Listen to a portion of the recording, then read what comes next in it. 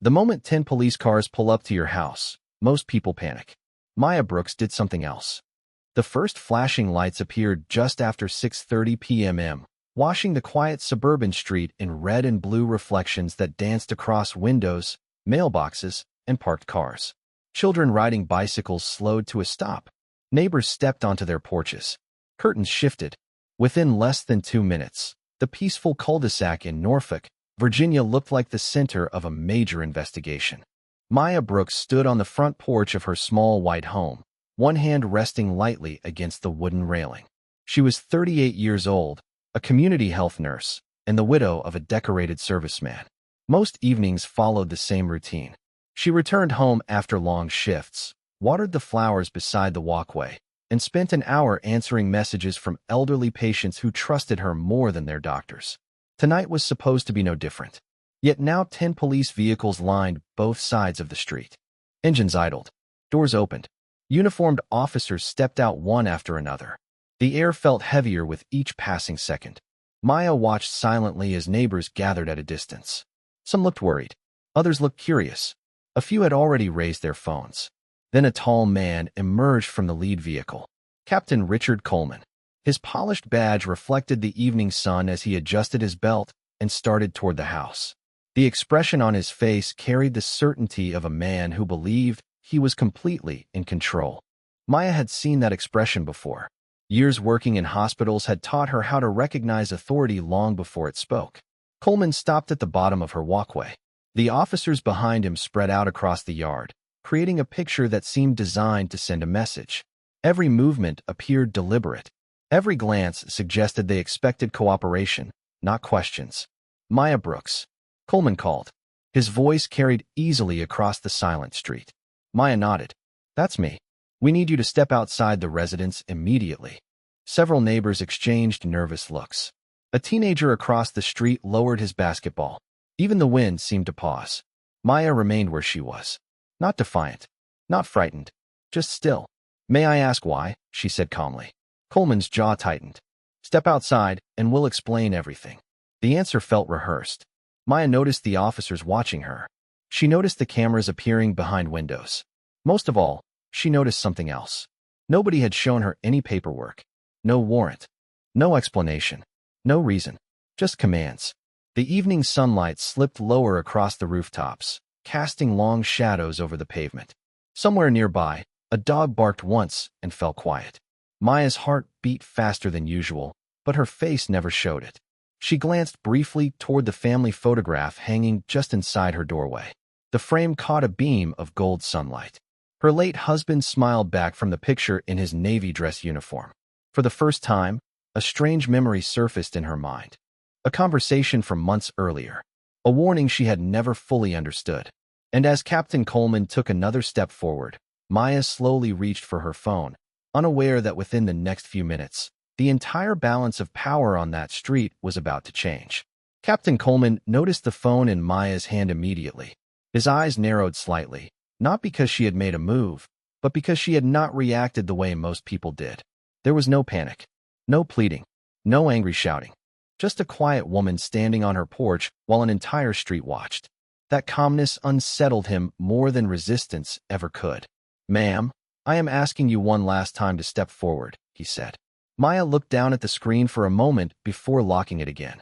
"I am standing right here," she replied. "And I am still waiting for someone to explain why you are here." The captain exhaled slowly through his nose. Behind him, several officers shifted their weight. The flashing lights continued reflecting across the white siding of Maya's house, turning the peaceful home into something that suddenly felt unfamiliar. Across the street, Mrs. Parker, an 82-year-old widow Maya checked on every week, stood near her mailbox clutching her cardigan tightly around her shoulders. Maya had driven her to medical appointments for nearly 3 years. She had never charged $1. A few houses down, a young father named Daniel watched from his driveway. 2 winters earlier, Maya had spent nearly 6 hours helping his diabetic son during an emergency snowstorm when roads were nearly impossible to travel. One by one, faces appeared throughout the neighborhood. People who knew her, people who trusted her. Yet none of them understood what was happening. The uncertainty spread faster than any explanation could. Maya glanced briefly toward the gathering crowd. Their confusion mirrored her own. Less than an hour ago, she had been sorting patient files at the kitchen table while a pot of soup simmered on the stove. Her biggest concern had been whether she could fit another home visit into tomorrow's schedule. Now 10 police vehicles sat outside her property. The situation felt unreal. Captain Coleman finally spoke again. "We have reason to believe you may possess information connected to an ongoing investigation." The statement hung in the evening air. Maya blinked once. "May possess information," she repeated. "That is why all of this is here." She motioned calmly toward the row of vehicles.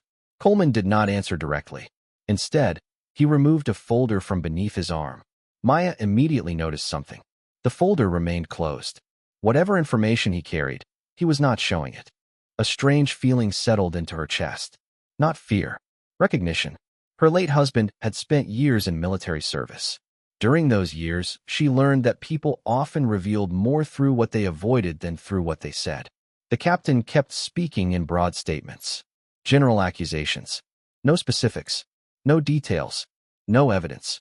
Maya remembered another conversation then.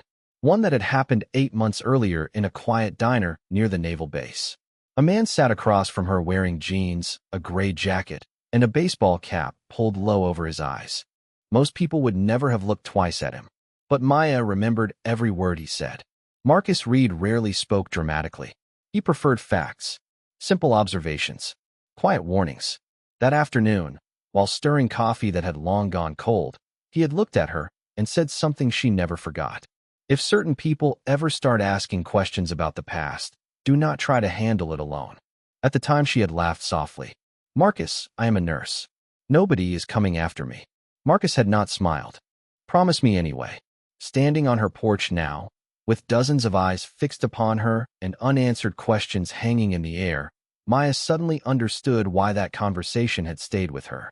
And for the first time all evening, she began to suspect this was never about her at all. The silence on the street grew heavier with every passing second. Captain Coleman looked toward one of his officers, and the officer immediately stepped forward carrying a tablet. The screen cast a pale glow across his face as he stopped near the edge of Maya's walkway.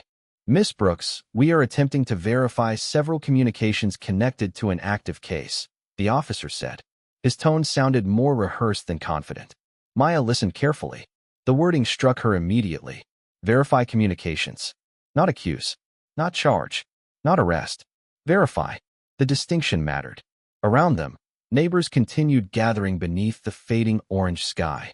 Porch lights began flickering on one by one across the neighborhood.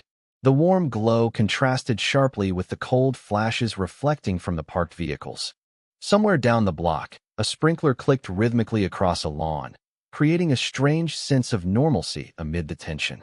Maya folded her arms lightly against the evening breeze. "What communications?" she asked. Neither officer answered directly. Instead, Captain Coleman opened the folder for the first time. Several papers sat inside.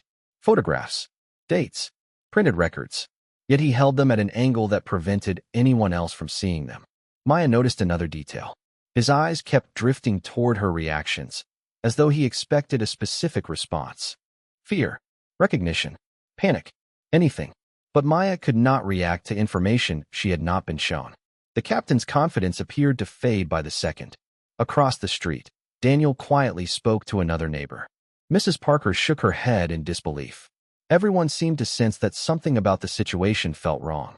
Too large, too public, too theatrical. If investigators truly wanted answers, why arrive with enough vehicles to fill an entire block? Why create a spectacle? Why gather an audience? Maya thought back to the hospital where she worked. Whenever a patient arrived with a serious condition, the best professionals remained calm. They focused on facts, not appearances. Yet tonight seemed built entirely around appearances. Captain Coleman finally stepped closer. "Have you spoken with Marcus Reed within the last 6 months?" The question landed like a stone in still water.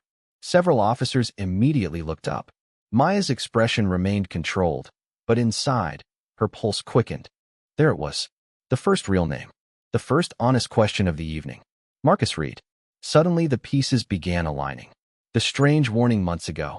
The unusual attention. The carefully worded questions. This was never about something Maya had done. It was about someone she knew. Coleman studied her carefully.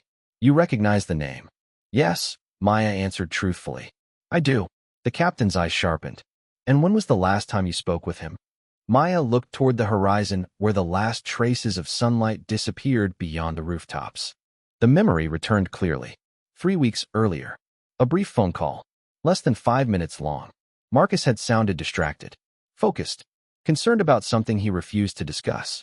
Before ending the call, he had repeated the same warning he gave months earlier.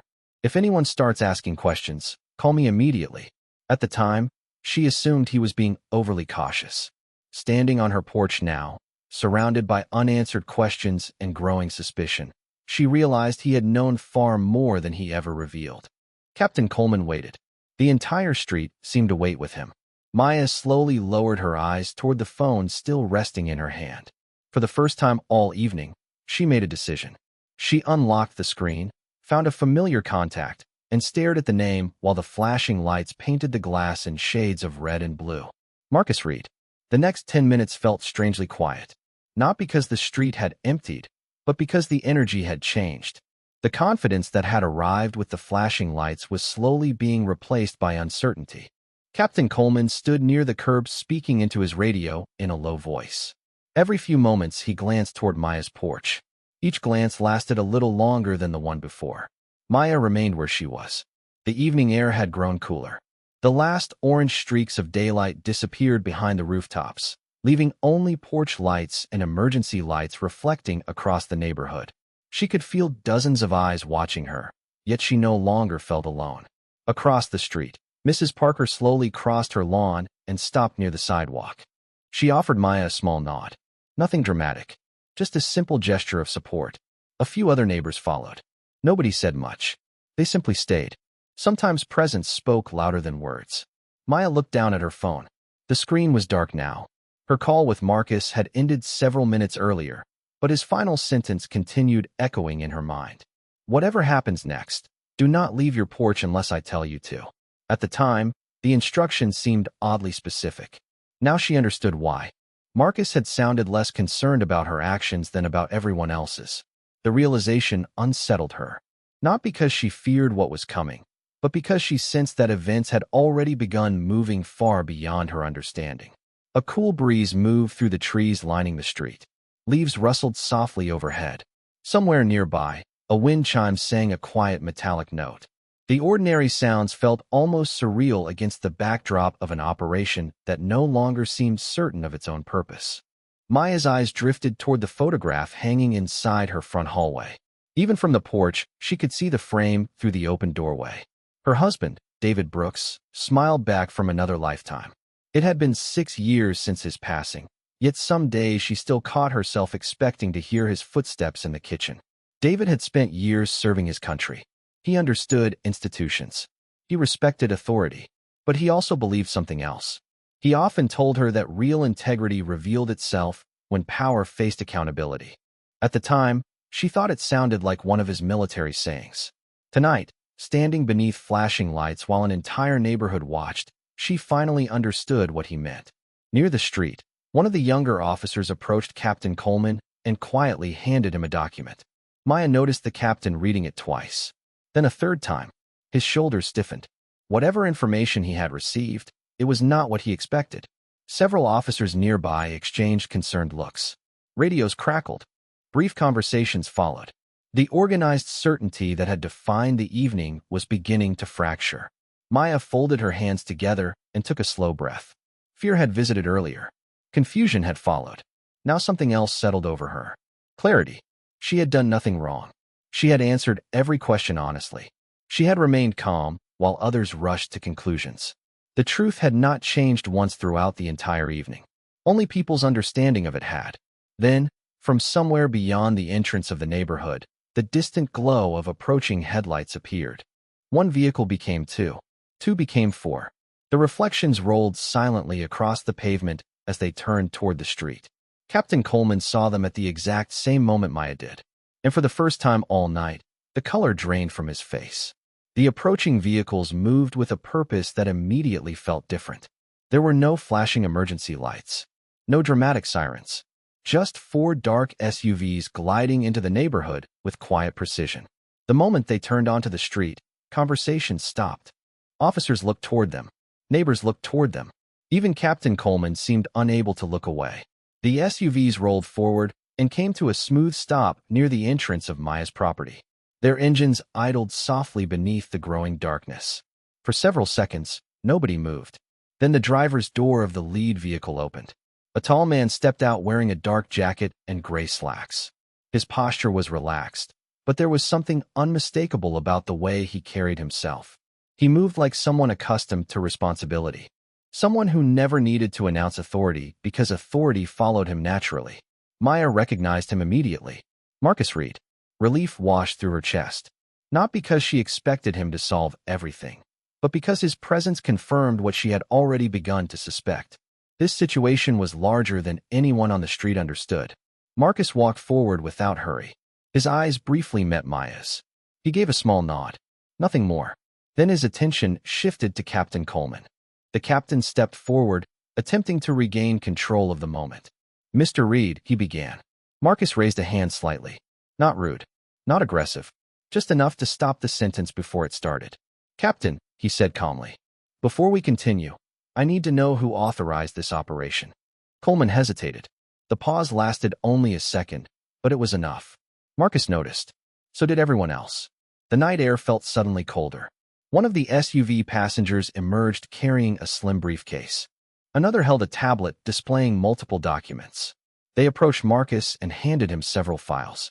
He reviewed them quietly beneath the glow of nearby streetlights. The pages reflected softly in his eyes. Then he looked up. "Interesting," he said. "Very interesting." Captain Coleman folded his arms.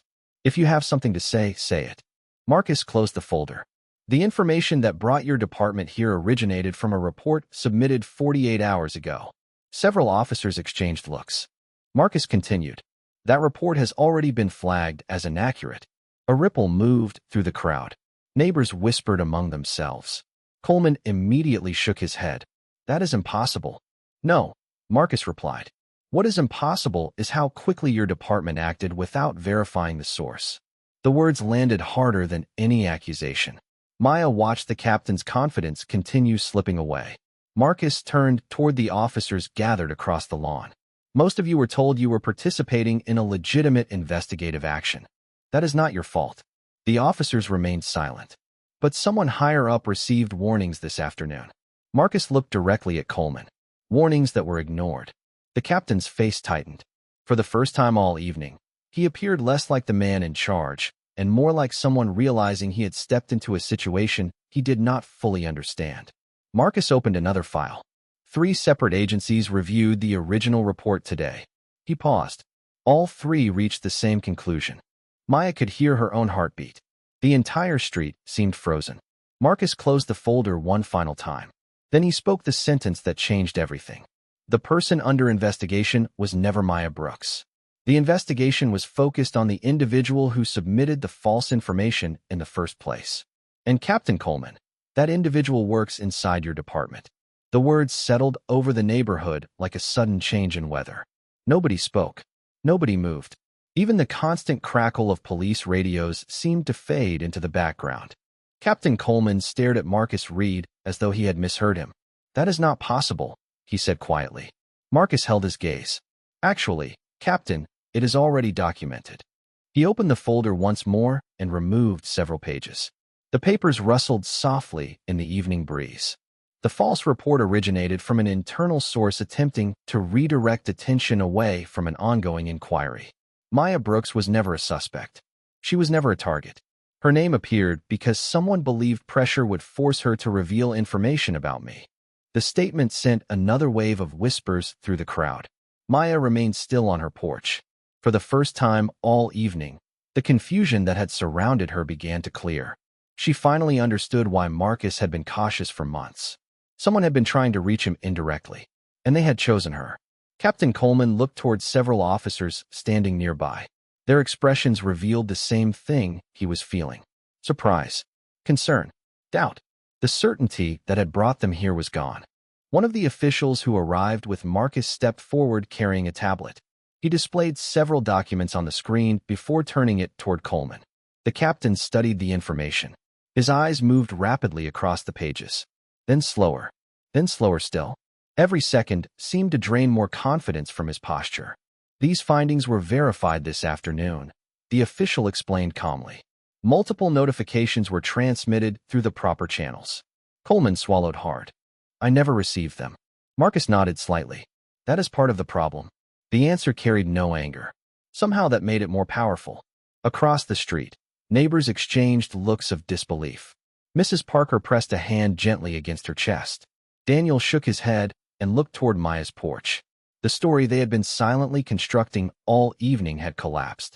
The woman they knew had been exactly who they believed she was all along. A nurse, a caregiver, a good neighbor. Nothing more, nothing less. The truth had never changed. Only the assumptions surrounding it had.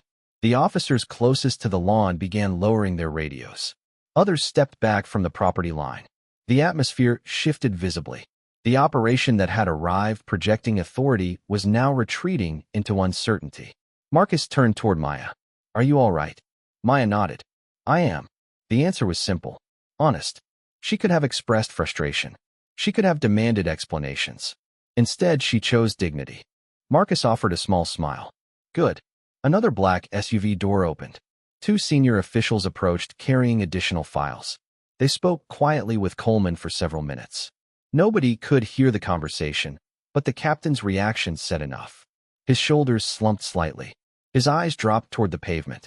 The reality of the situation had become impossible to ignore. Maya watched everything from her porch beneath the warm glow of the front light. She felt no satisfaction in watching others become uncomfortable. No desire for revenge. Only relief. Relief that the truth had finally arrived. Relief that her neighbors could see it. Relief that the long evening was finally reaching its end. Then Captain Coleman slowly turned toward her. For a moment, the entire street fell silent once again.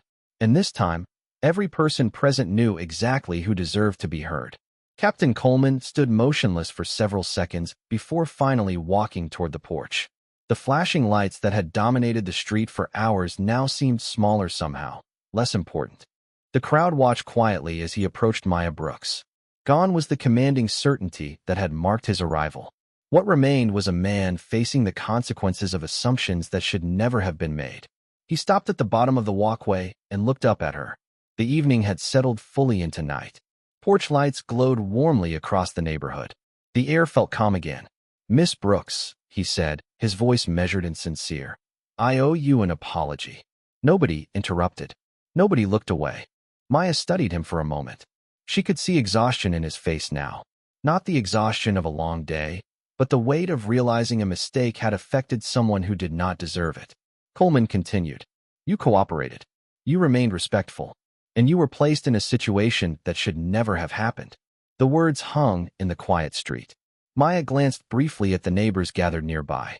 Many of them had known her for years. Some looked angry on her behalf. Others simply looked relieved. She understood both reactions.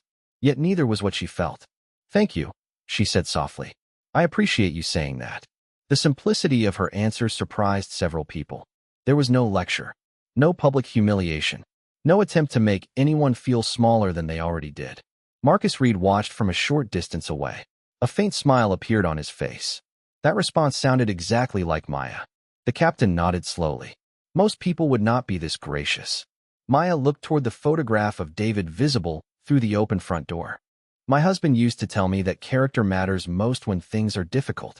A gentle breeze moved through the trees overhead. The leaves whispered softly against one another. For a moment, nobody spoke. Then one of the officials accompanying Marcus stepped forward and quietly informed Captain Coleman that the remaining vehicles would be departing. Within minutes, engines started one by one. The long line of police cars began pulling away from the curb. Red and blue reflections faded from windows. The noise diminished. The street slowly returned to itself. Neighbors began drifting back toward their homes. Several stopped to check on Maya. Mrs. Parker hugged her hand with both of hers and smiled through moist eyes. Daniel offered a grateful nod. Children reclaimed their bicycles. Life resumed its ordinary rhythm. As the final vehicle disappeared around the corner, Silence settled over the neighborhood once more. Not the tense silence from earlier. A peaceful silence. The kind that follows when truth finally finds its place. Marcus walked up the porch steps carrying a small paper cup of coffee he had picked up on the drive over. He handed it to Maya. "You still drink it too late at night?" he asked. Maya laughed softly. Some habits survive everything. They stood side by side looking out at the now empty street. For several moments neither spoke. They did not need to. The night air felt cool against their skin. Somewhere in the distance, a train horn echoed faintly across the city. Finally Marcus looked at her. "You handled that better than most people could." Maya wrapped both hands around the warm cup and smiled. "I had a good teacher." Marcus raised an eyebrow. "David?" She nodded. The porch light reflected gently in her eyes. Marcus looked down the quiet street one last time. "He would have been proud of you." Maya did not answer immediately. She simply watched the wind move through the trees. Then she smiled toward the darkness beyond the neighborhood. A calm smile. A grateful smile. The kind that needed no audience. Above them, the American flag hanging beside the porch stirred softly in the night breeze. The street remained quiet. The house remained standing. And in the stillness that followed, justice no longer needed to announce itself. It was simply there,